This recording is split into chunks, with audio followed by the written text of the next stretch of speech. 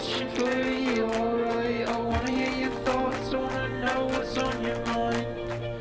I've got a quick question for you, alright? The answer's not important, I'm just glad that we could talk tonight. So what's your favourite? How did you get? When will I be remembered? Was it ever? Where did all go? Why do we know? Oh, forget it. Soren, Louis, Daniel O'Brien, two best friends and comedy writers. If there's an answer, they're gonna find it.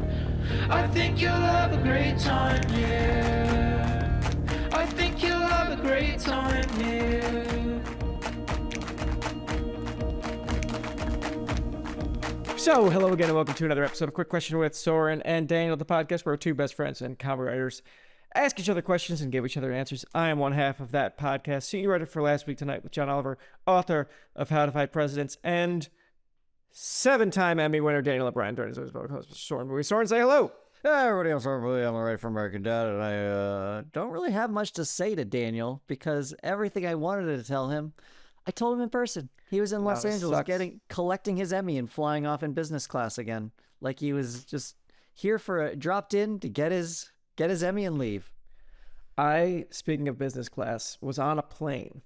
Get out of town. Doesn't matter what class.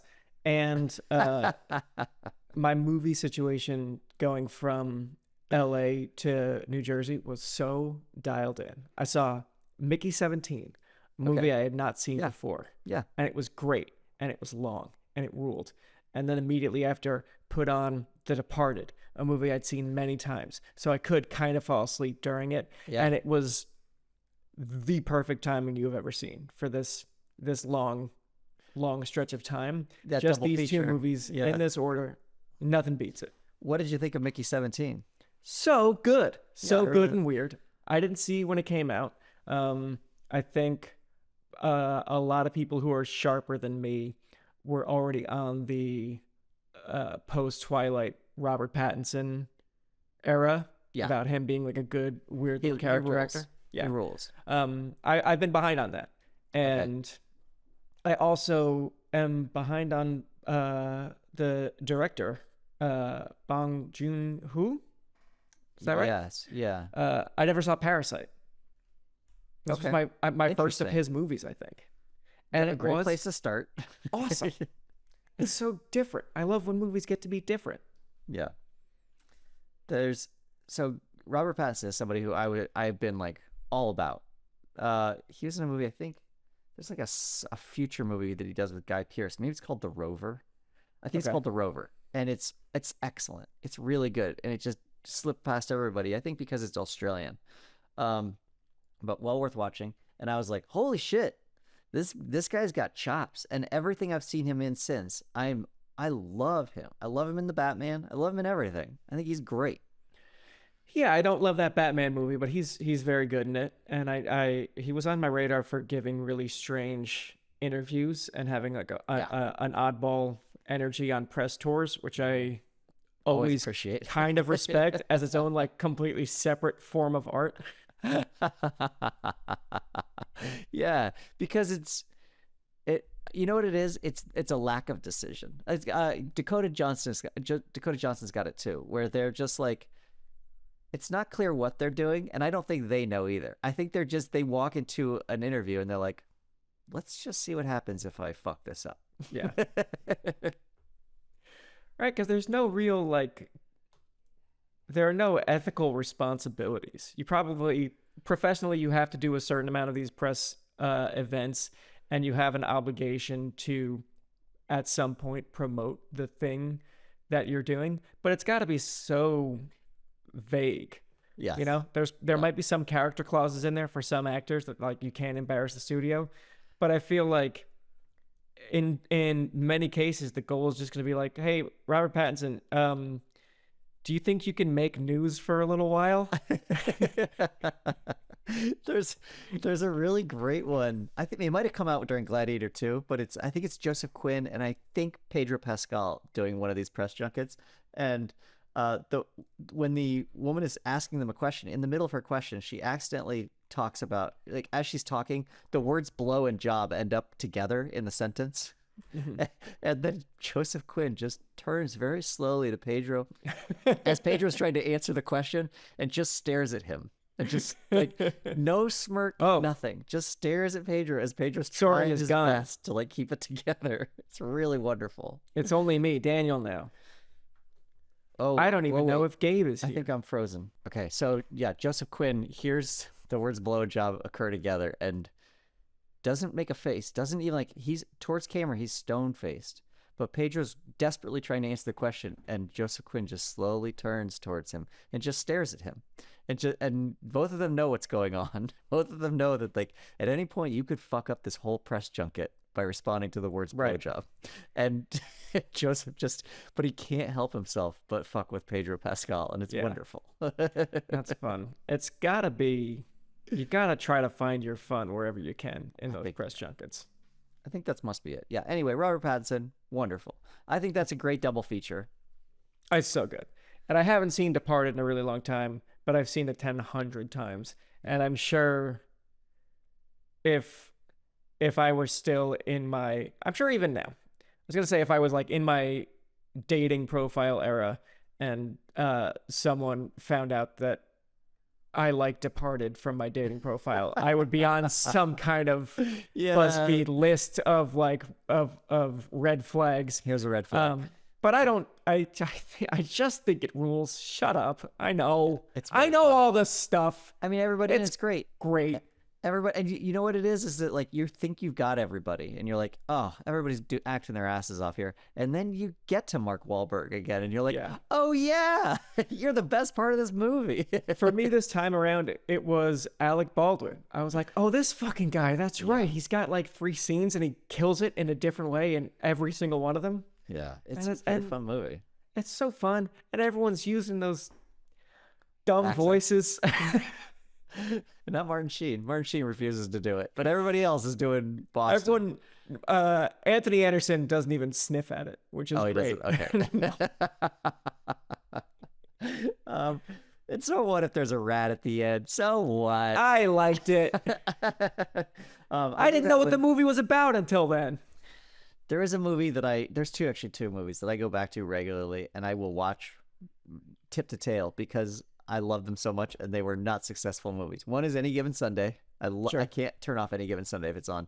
And then the movie Oblivion, which I don't think anybody saw. I saw Oblivion. You saw it? That's Tom Cruise? Yeah. I think that it's really well structured and well done. I think that the reveals are good. I think that he's so compelling to watch in it, and the way that you establish like who these characters are, what they're interested in, what they do, what their relationship is to one another is really well executed. I like it. That is of the 2 future sci-fi Tom Cruise movies that came out around the same time that nobody saw. That is the wrong choice. The Day After Tomorrow, right? Or Edge of Tomorrow? Edge of Tomorrow. Which is Live, Die, Repeat. Live, Die, Repeat. It was renamed to Live, Die, Repeat because it did so poorly at the box office that they were like, maybe we'll just change the name. Yeah. No one's attached to this name, even though it came out under that name. Let's just give it another shot. I mean, I love that movie too. But there's something about Oblivion where I'm like, especially the whole beginning where he's just on this planet by himself, cruising around, like hanging out in stadiums and stuff, like carrying a little plant with him. I'm like, I'm in it. I love it. And Morgan Freeman's in that movie. Did you remember that? I did remember that. That's the only other thing I remember about that movie. The Hand is also in it. Whatever his name was. Oh, really? Yeah, the Kingslayer. What's his name? Nicolas Coster-Waldau? Also in it, yeah. Wow. Mm-hmm. There is in my memory. I remember Tom Cruise, Morgan Freeman, and God help me, woman. There was a woman in that movie, right? She's a redhead, and she was also in. This doesn't look good. It's not Emily Blunt. I'll tell you that much. No, because she's Live, Die, Repeat. That's right. It is Olga. No, is it really her? Olga Kurylenko? Kurylenko? Oh. No, it's not her. It's Andrea Riseborough, I think. Okay. You know who I'm talking about? Yeah. Andrea Think so. Riseborough. Sure. She was in. Oh, she's a very interesting looking person. She was in The Grudge, and she was in Birdman. Ah, Yeah, I don't know. I don't remember from any of these movies. She's wonderful though. She's wonderful in good. it. I'll check that movie out again because I haven't watched it in a minute. Yeah. I guess I should check it out again. On a plane. So I can talk to you. Oblivion is very much a good plane movie. Okay. Yeah. Now, Daniel, Mhm. the reason you were on a plane was because you had to come out here and accept another Emmy. In today's world, we insure a lot. But what about insurance for your cat or dog? Jackson, if you're listening, shout out. Love you very much. With ASPCA Pet Health Insurance, you could focus on the care your pet deserves and cover what matters most. The ASPCA Pet Health Insurance Program offers customizable accident and illness plans, making it easier for pet parents like you to help your pet get the care they may need. The ASPCA Pet Health Insurance Program has been around for over 18 years, and they've helped more than 600,000 pets during that time. They allow you to customize your plan, helping ensure that your pet's plan is as unique as they are. Because vet bills can really add up, especially when you're least expecting it. It's simple. Use their app to submit a claim and you'll receive reimbursement for eligible vet bills directly into your bank account. To explore coverage, visit aspcapetinsurance.com/question. That's aspcapetinsurance.com/question. Again, that is aspcapetinsurance.com/question. This is a paid advertisement. Insurance is underwritten by either Independence American Insurance Company or United States Fire Insurance Company and produced by PTZ Insurance Agency Limited. The ASPCA is not an insurer and is not engaged in the business of insurance. I know you don't like talking about it. I want to say congratulations again because you deserve this. And not only do you deserve this, I think it's very exciting that you also spoke. Thank you. Because that's the thing I've also been waiting for. I've been waiting for not only that you get the Emmys you deserve, because you guys make a wonderful show, but that you yourself are recognized, that you get to be up there on stage and you get to speak into the microphone and say thank you is wonderful. Yeah, it was lots of fun. It was, I'm sure I've mentioned on this show before that I never wanted to give this speech on behalf of our show because it didn't seem like a fun thing to do. I mean, being on stage and talking seems like a fun thing to do, but having it in your head for the entire day of the Emmys It's tough. Never appealed to me. And so the way our show works is any writer who wants to speak puts their name in a hat, and they pick names out of a hat, and that person gives the speech. And I just never put my name in a hat before, and I was vocal about that with coworkers and my wife as well, because she was like, why haven't you ever given the speech? And I said, it doesn't seem fun. I don't want to do it. And then she had intimated a few times that she thinks it would be nice to see me up there giving a speech. And there was a lot of ifs, but I still had it in the back of my head, like, okay, if I have an opportunity to surprise my wife in a big way with something that she'll like, I'm gonna find a fucking way to do it. And this time I did, and the way I found was putting my name in the hat. Okay. And they picked my name, which was nice, and then a lot of other stuff needed to break our way, and they did, which was really handy. Like I needed to put my name in the hat, and they needed to pick my name. That was step one. Step two is we needed to win the Emmy for writing, which is not a guarantee any year. And we're up against Daily Show and Saturday Night Live for writing, and they're both really great shows, three very different shows, and I think anyone could win any year. But that was if number two, and then the final step of it was like I need to ask my coworkers a favor, because my coworkers know Shay, and when we're out Emmys weekend, I was like, guys, I know this is really self-indulgent and this is really annoying, but if you see my wife, she doesn't know I'm giving the speech if we win. So don't say anything. That's great.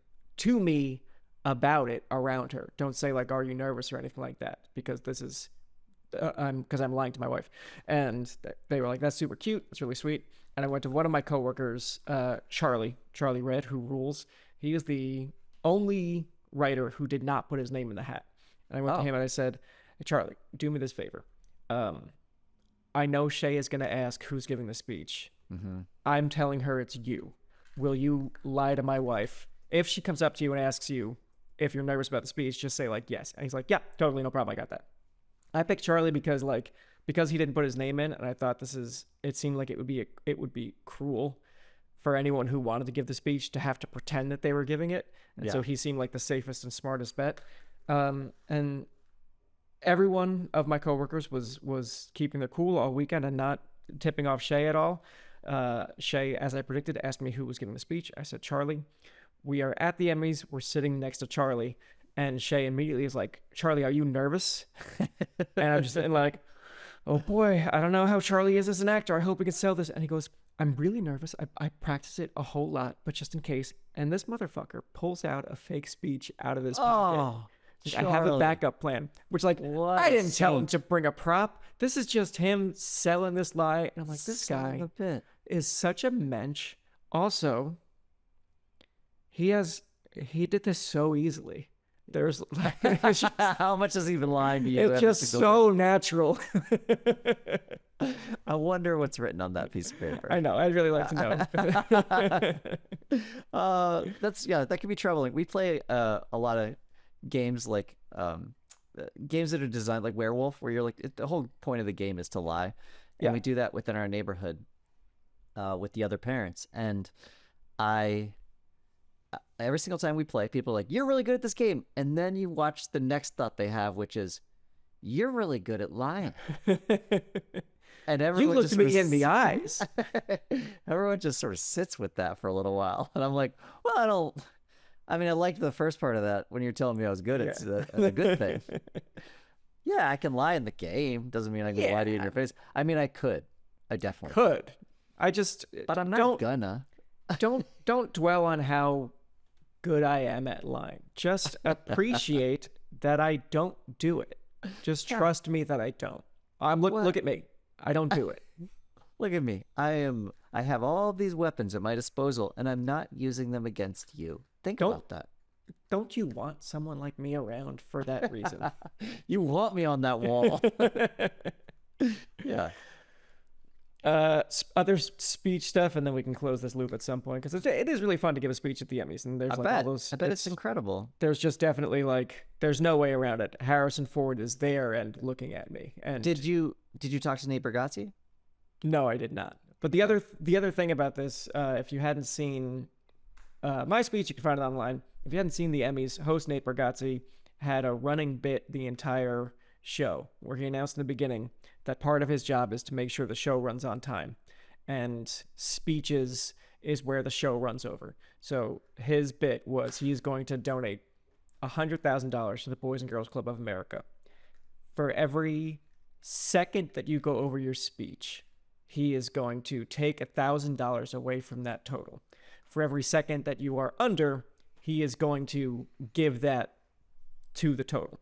And it was a running thing all night when someone would give an emotional and very sweet but kind of long speech.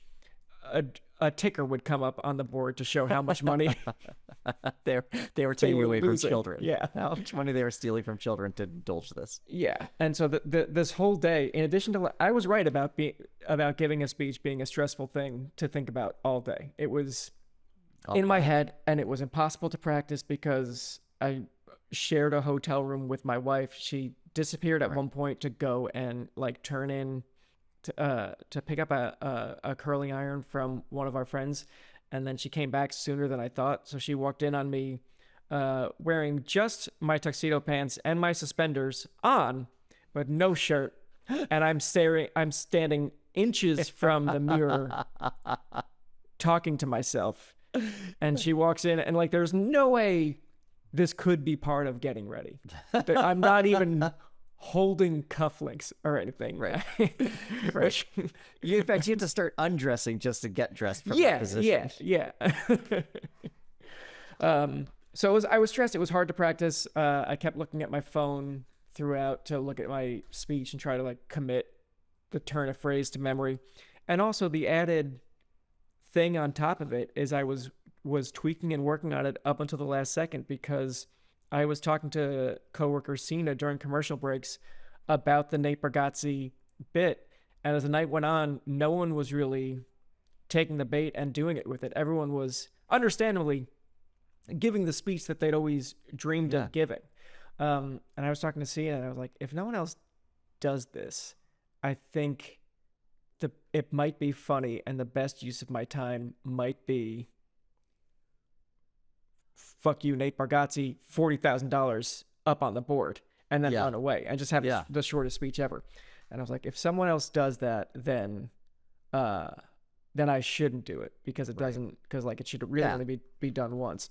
And as the night was going on, I was convincing myself more and more, like, I think I'm going to do this. I think this is like, I think it's funnier to do that than any joke that I had planned.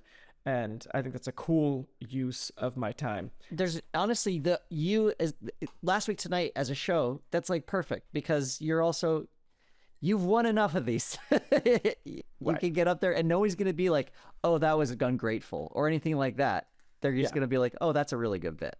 The only thing that I was missing when thinking about that was we have a whole staff that doesn't get to go to the Emmys and doesn't get to be on stage or get a trophy. And I was like, well, it'd be such a bummer to not call out the rest of our people. But I was ready to do that. And then, lo and behold, they do our show category before they do writing category. And so our show won. Yeah. And John Oliver, we didn't talk about this in advance. He gets up and his speech is exactly, thank you people at HBO. Thank you to our whole staff. Fuck you, Nate Bargatze. Put the money back in the board. And he runs off and has a short speech. And then I was texting Cena and he was like, okay, can't do it now. It's like, okay, good. We've got that. And then Studio did a very similar thing. And again, they were in a position where they had won like 3 awards that night. And by the 4th award, Seth Rogen and Evan Goldberg could just be like, end of speech, goodbye, thank you, and get out of there and put more money on the board. I still did my dumb speech and was still like hyper focused on there's a 45-second timer right in front of you, and it starts ticking down once you start talking. And I had said a couple of the jokes that I had prepared. I had a third joke that I just threw away because it was clear there was an opportunity to put $10,000 more up on the board. So I clipped it short for Boys and Girls Club, and we ran off the stage. And I still feel good about the spirit of that decision. Yeah. None of it mattered. At the end of the night, CBS and Nate Bargatze just donated $350,000, like agnostic of whatever was going on with the bit. It does, but you can live in the bit. Like it's real in the moment. It's real for the show. And so, yeah, that's a great bit. I'm glad that John Oliver did it. Yeah, I am too. Came to the same. You guys came to the same conclusion. Yeah, I think it's clear that we work for the same show and have similar goals.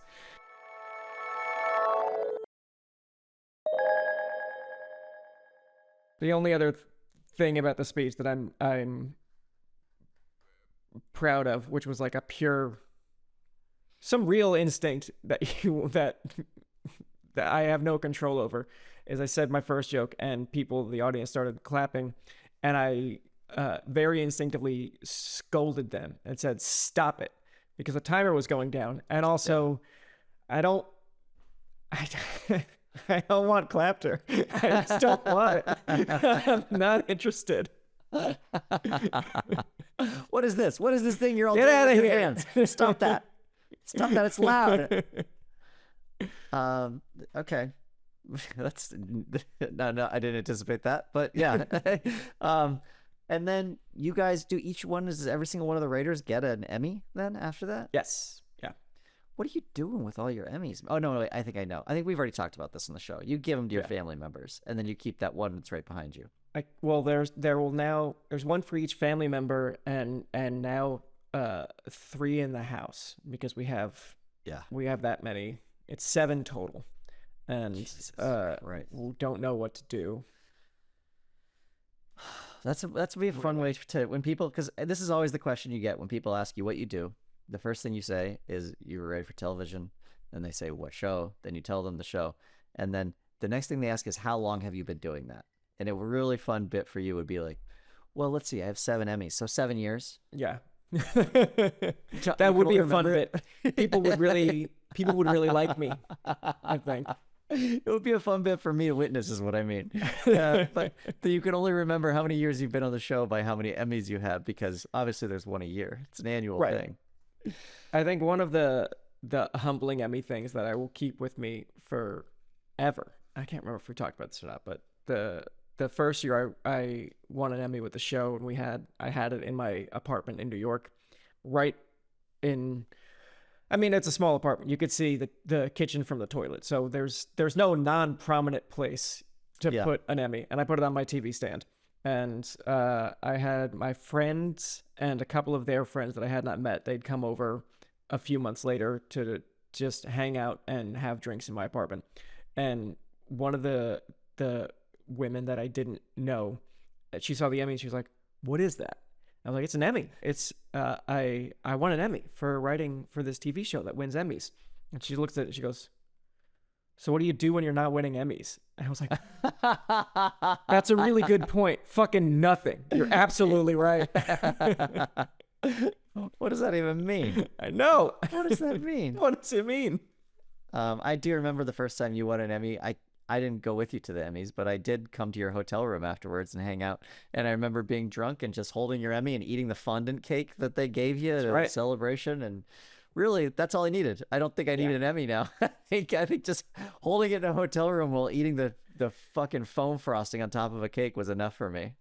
There are a lot of people from, and full disclosure, I will give anyone who wants to hold and take a picture with the Emmy that opportunity, because it's a silly thing to not do. So on the walk from the Emmys theater to the governor's gala afterwards, there's just a lot of people who will stop you and like, can I take a picture holding the Emmy? And some people are just like very, very bullish, like, may I take that and take a picture, please? And I'm like, yeah, sure, of course. What kind of monster would I be if I said no? And some people, it's very cute. They're like, "Is it heavy?" I'm like, and they want. Well, why don't you hold it? Yeah, why don't you hold it? Please don't get your fingerprints on it, though. It's very important that you don't do. What are you doing? Yeah. There are a tremendous amount of people, I think, that just hang out in the lobby of the Emmys, waiting for someone to walk by so they can get a picture with an Emmy. But I've also seen them doing it with like multiple different people's Emmys in a way that I don't quite know what you're getting out of that experience. Who is this riffraff? How are they getting into the lobby even? Seat fillers, maybe? I don't know. Oh, yeah, that's a job at the Emmys. It's a job at the Emmys. It's a weird job at the Emmys. It's weird. Oh my God, that's a show. I know. Award show seat fillers. Like, they're the same energy as extras, where they're just eager to like get whatever little bit of camera light they can. Yeah. They're weirdos. They're a little bit weird. They're the kind of people who are like, yes, of course, I can give up my entire Sunday. I will park somewhere near the Peacock Theater, and I will rent a tuxedo for it or a ball gown, and I will be there the entire day for, I'm assuming, very little money, and the chance to sit and maybe be on camera and be close to the action. And also, as I think is a lot of the case for a bunch of people, I will go there with the intention of grabbing someone's arm and getting an escort to the next fancy party with free food and free drinks and stuff. I think there's a lot of people who like are pilot fish. Yeah, they just grab onto the sharks and ride on in. I guess I didn't even think about that, but yeah, that's what I wanted to do. When I went to the Emmys, it had very little to do with the actual ceremony. I wanted to go to the HBO party. Sure. That makes perfect sense. I get that. I do like them. Well, I have a question. With the seat fillers, I don't know if you could see this or not.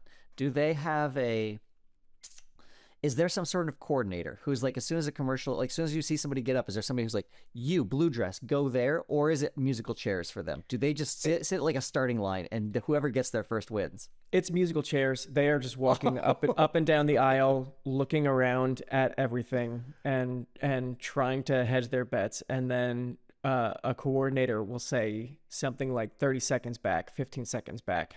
And they must have some kind of cue where it's like if you're in such and such a spot when there's 7 seconds left, then you can claim that seat, kind of thing. So they're all milling in roughly the same area and moving a little bit, because my guess is that their instructions are don't park outside of a chair, keep moving, and if you happen to be near it when we're about to come back from commercial, sit down. Yeah. If not, tough luck, you don't get to sit this time. Oh, But they man. really do like descend on open chairs and then I would think wait for their 5 or 7 second cue, sit down, and otherwise just like, because remember, everyone's dressed in formal wear. So when it's like 5 seconds back and they don't get a chair, they still have their really uncomfortable fancy shoes that they need to like now scuttle up the hobble aisle. around. Yeah. I mean that I want to make this show now. I want to do a show, and like you've got a nemesis. You'd have another seat warmer who is like your adversary who's constantly getting it. But like the first episode, that Jason Isaacs is the one who gets up a lot because he's got a little bladder or whatever. Like you just clock that information, and you're like, I'm gonna camp out near Jason Isaacs, like and you're just waiting for him, and then you can just have celebrities on whenever you. Oh wait, I'm making extras. You are making Making the extras. show So extras. that's okay. It's enough time has passed and Yeah. we're And due he's for done. Yeah, he's done. Okay. Yeah, he's picked at the bones of that enough. I can go back. I can return to the kill. I think that this would be a great show. I'm gonna make this. Great. Goodbye, American Dad. Well, that's exciting, Dan. I'm glad you came out. It was actually really nice to see you. It was nice to see your wife. Yeah, you took us both to a really fancy dinner in Los Angeles, and it was cool to just be out and having dinner with our friends, which we don't really do. It's great. We don't do it either, by the way. Yeah. Because with children, we just don't do that. And when you bring your kids to dinner, it's not the same. It's a different thing. They'll find a way to ruin it for you. And you don't talk to other humans by any means. We have local friends, like I know that you do as well, but it just never occurs to us to call anyone up to have dinner with us. Yeah. Because we don't even go out to eat, the two of us, that often. And so if we have a night where we're going to spend money on a nice dinner, it'll be, our anniversary or nothing. That's the option. It'll be like the month anniversary kind of thing. Certainly we would never think like, let's have a meal with another couple. But we did with you guys, and it was delightful.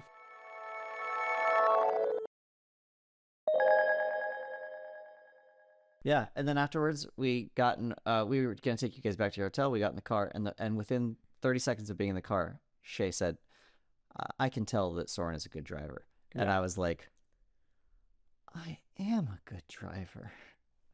That felt great. Thank you for seeing me. You're a very good driver, and she clocked it immediately. You're a good driver in terms of safety, and also in terms of making bold decisions. Yeah, and sticking to them. You're not a timid driver. No, I'm not. Sometimes those things are counterintuitive. Yeah, but no, thank you, Dan. Thank you so much. What an opportunity to hear that from both of you. Yeah. Well, she was when she mentioned it. She was like, "It's so you can really tell the difference. You can feel the difference from a bad driver and a good driver, and it's nice to get a good driver." And we had a bunch of Ubers that we had to take while we were in LA that were kind of shaky, and I had to, for the sake of my own well-being, I had to convince myself that when she's talking about good drivers versus bad drivers, she's talking about the ones that we had in LA versus you. She is not talking about anyone else who might have been driving her around the last couple of years. No, you're a good driver. We used to go to do Fight Club together, and you were a great driver. You would drive every single time. I don't remember why that was the case. Oh, I was biking to work. Was that it? At that time. Yeah, I think I must have been biking there. I think. That is interesting. You always drove. I did. Sorry, man. That's okay. I like driving, and I'm very good at it. I'm just very safe. Okay. Well, anyway, it was wonderful to have you guys out here. I'm really glad that you came out. I wish I could have seen you more. But there'll be other opportunities for that. And I'm so happy that you won an Emmy because, man, you guys deserve it. Thanks. It's lots of fun. I like working with all the people that I work with, except 2 of them. And Emmys don't mean everything, and it wouldn't change the work that we did. It wouldn't change how I felt about the work that we did or do, and it wouldn't change my self-esteem or self-image. My wife wouldn't like me more or less if I'd won or lost. Doesn't matter. It's way more fun to win than not win. I'm glad. How would you possibly know that? How could you possibly know? I've played sports before too. Yeah, that's I'm true. Familiar with losing. We went to some award ceremonies for Cracked. We went to some of those, the internet awards, Streamies and Webbies and whatnot, and we didn't always win those. So, and I'm right, it was not fun. It wasn't fun, no. But I'll say the ceremony in general, I never find fun of any of these things. The ceremony is not the bread and butter of the award show. It's always like, now let's go somewhere where we all eat tacos and I get to meet people from Succession. Yeah, that's that's when it gets fun. And you don't get that every award show, it turns out. No, there's most one of them... in particular. In fact, today probably none. Probably don't get that anywhere. Although I would have also liked to meet all the cast of White Lotus. That would have been nice. Jason Isaacs. Yeah. He was at my we stayed at the same hotel, and that guy is a gym rat. I don't know if surprise me. Prepping for something or if he's just a healthy guy in general, but anytime you see him, he's on his way to the gym or he's in the gym or he's on his way back from the gym. Really? Yeah. Yeah, that's great. I've loved him. There was a show called The OA that was on Netflix, and I think probably YA. Like it was not. I was not the demographic, but I just was enamored with the show, and he's wonderful in it. He's so good.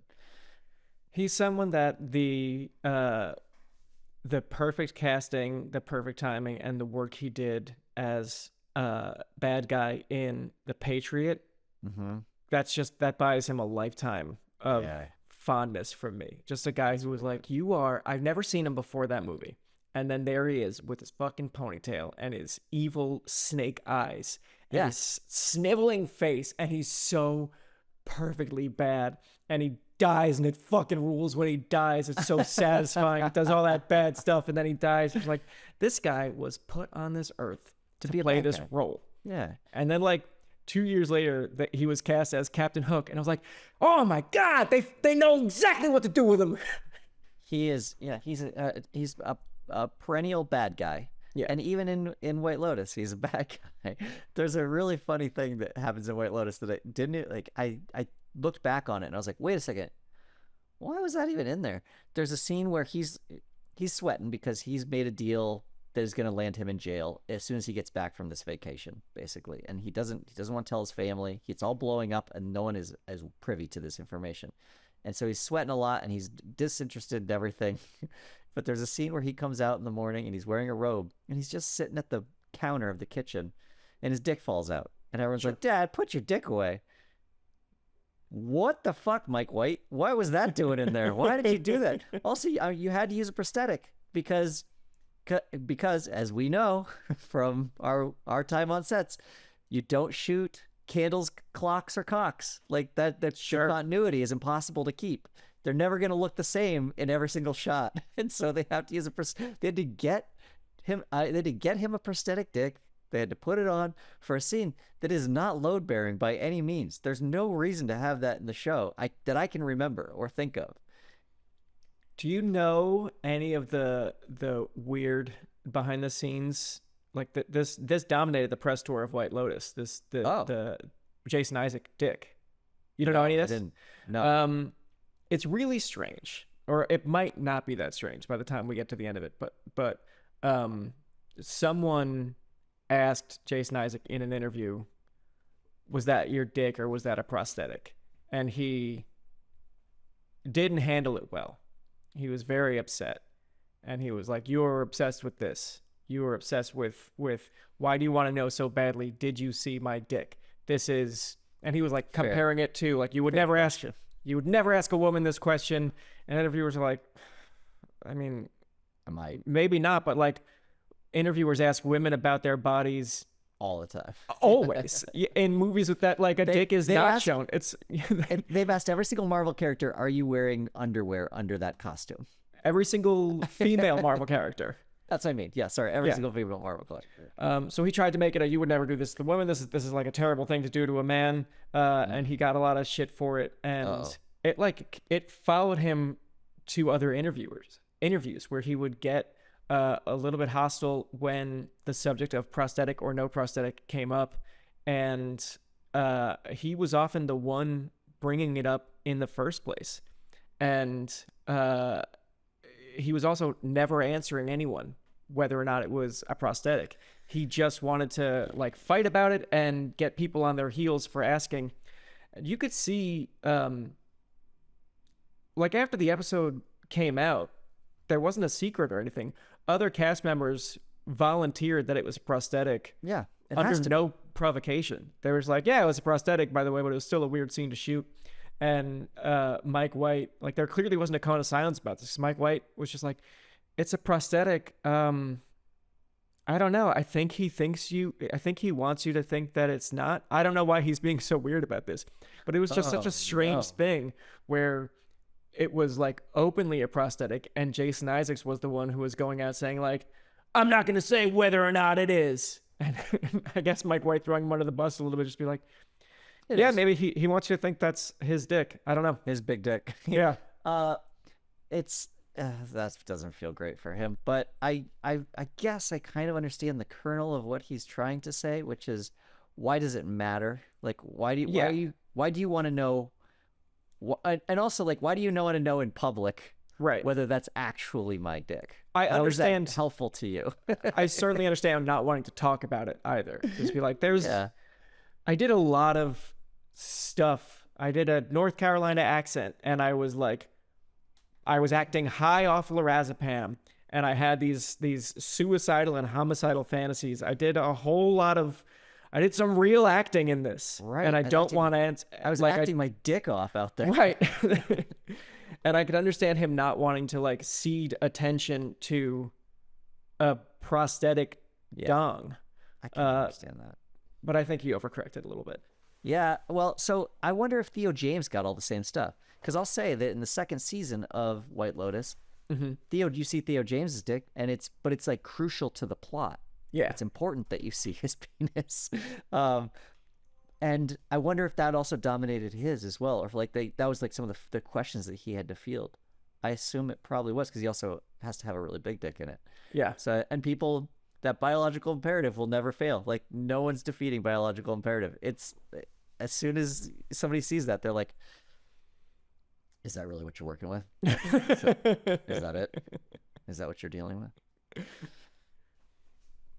I don't know. I'd have to go back to see if those press tour to see. I don't think it made quite as big of a splash. And I'm sure they did defend it. Yeah, I'm sure that the questions were like, "Was that your? Hey man, sweet dick. Hey, nice buddy. Yeah. Next question. Yeah. What else we got? Hit me with anything. Because like Jason Segel shows his dick in Forgetting Sarah Marshall, and then that became dominant. That was, I feel like, by design. There are some movies where it does seem like that's not the selling point for Forgetting Sarah Marshall, but like it's based on a true story of him getting broken up with by his ex while he was naked, and he was committed to being fully naked for the movie. Those facts were like inescapable in the run up to this movie, and I wasn't even a person who was like consuming a lot of interviews and news about movies. It was just like the entire lead into that movie was this was, you might as well call it the Jason Segel penis movie, because it was he was loud about it, and like this is one of the things that makes them, One of the Again, reasons you should go. people aren't going because they're like, oh, I just can't wait to see that guy from How I Met Your Mother's dick. But it is one of the things that they're like, this is, every movie's gonna have it's a big R-rated comedy. We're trying to get a moment that people talk about. This is it. There's not a lot of full frontal male nudity in comedies, so this is the one that's giving it to you. And take what you can get. Please look at it. I'm trying to think if like that happens. It must happen on the women's side. I know it does, but the majority of the people who are cast on women's side, this is an indictment of the industry, are inherently gorgeous and have like off the rack bodies. Like they are built like mannequins, right? So everybody, there's like a real interest, I think, broad strokes interest in seeing them naked. Eva Mendes is in a movie naked. Everyone's like, great, I'll see that. Yeah. I'm trying to think if there's like some sort of equivalent. I guess there was a movie where Sarah Silverman was gonna be naked in it. Yeah. And everyone was like, there was a buzz about that because she was not supposed to be naked. Like people are like, no, that's not the type of person I usually see naked. Right. And maybe that's part of the interest. Soren, expand on that. I think for the same reasons as like Jason Isaacs. What's his name? Siegel? No. Jason Isaacs. For some reason I was thinking when we got on Jason Segel, I was like, no, Jason Isaacs has a different first name. With him, he's not somebody who you'd inherently think, I get to see that person's dick. So as soon as you do, you're like, whoa, that person is somehow more naked, if that makes sense. They're like more naked than another normal naked star. Yeah. Did I do it? Did I think thread so. the needle? I was trying to understand your distinction between a woman that you're supposed to see naked in film and a woman that you're not supposed to see naked. Yeah. What that line is exactly. Yeah. I think it's comedy. I'm sorry, it's not. It's gonna be body type. Oh. Yeah, I looked at. I don't. Yeah, I'm just living in this world, man, and noticing things. Okay. Like in girls, you see nudity in that, and this nudity you should be seeing. Harriet the Spy is naked in that. What's her name? Michelle Trachtenberg. Oh my God, did you really just do it? I don't think the late Michelle Trachtenberg is naked on Girls. Oh no, it's not Harriet the Spy. What's the girl's name from Uncle Buck? Her name is Gabby Hoffman. Gabby Hoffman is somebody who's you weren't supposed to see naked, and then you do, in that movie. I mean, in that show, and it's way more surprising. It's always like, and then I've held on to it. Like it's just stuck in my memory because you weren't supposed to see that, and so it's somebody who is more naked somehow because that body was never supposed to be seen naked on television. I'm not doing a great job at this. No, I'm not co-signing it. I'm trying to think if there's any way I can help. I'm not sure thanks, there is. I'm really trying. You know how? Let me just hold on. My shovel's not broken yet. Let me dig a little deeper. You know how when if you were to, you're getting in. If you're watching Cinemax or HBO late at night as a child, you know what you're getting. You know why you're there, and you know what to expect. So there's expectation already. But if you're watching TV, if you go to the movies with your parents, or you're watching TV in the middle of the night with your parents, middle of the day, with your parents, and it's like TNT's on, and all of a sudden, like you catch a glimpse of a breast or something. It was not the circumstances in which you were supposed to be seeing nudity, and that always has a very visceral reaction from anybody. It's always like, whoa, I wasn't supposed to see that. Yeah. Okay. I can co-sign that. Okay. Being surprised and thinking, and there will be some people that you think there is a chance that person's nudity will intersect with my life at some point, and you hope that happens. And there's other people where you don't, and then when it happens, it's like, whoa, like it's Chris Hemsworth. I know I'm gonna see Chris Hemsworth naked. I Yeah, knew sure. it from his first movie, and then it took a while, but I got there. Love and Thunder. I was like, yeah, there we go. That's what I was waiting for. That's what we've all been working towards. All right, we gotta wrap this episode up, Soren. Yeah, it's time. Thank you, everybody, for listening. This is a quick question from Soren and Daniel. You knew that. If you liked our theme song, that's by Me Rex. Obviously, you can just stream their music wherever you like or get full albums at merex.bandcamp.com. If you like listening to us, you could also see us. If you wanted to watch this podcast on YouTube, there's also clips. Clips just float around the internet. Clips get chopped up that are like the best versions of this podcast and sent around the internet by our own Gabe Harder, who is the sound engineer, editor, producer, and just generally the glue to this podcast. Oh, we also have a Patreon. If you really like this podcast and you want more of it, we do smaller versions of it that are a little bit more untucked, if you can believe it. And you can get those as a Patreon member. Thank you. Goodbye. Bye. I've got a quick question for you, alright? I wanna hear your thoughts, I wanna know what's on your mind. I've got a quick question for you, alright? The answer's not important, I'm just glad that we could talk tonight. So what's your favourite? Who did you get? When will I be remembered? Was it us? Where did all go? How do we know? Oh, forget it. Soren, Movie, Daniel O'Brien. Two best friends and comedy writers. If there's an answer, they're gonna find it. I think you'll have a great time, yeah.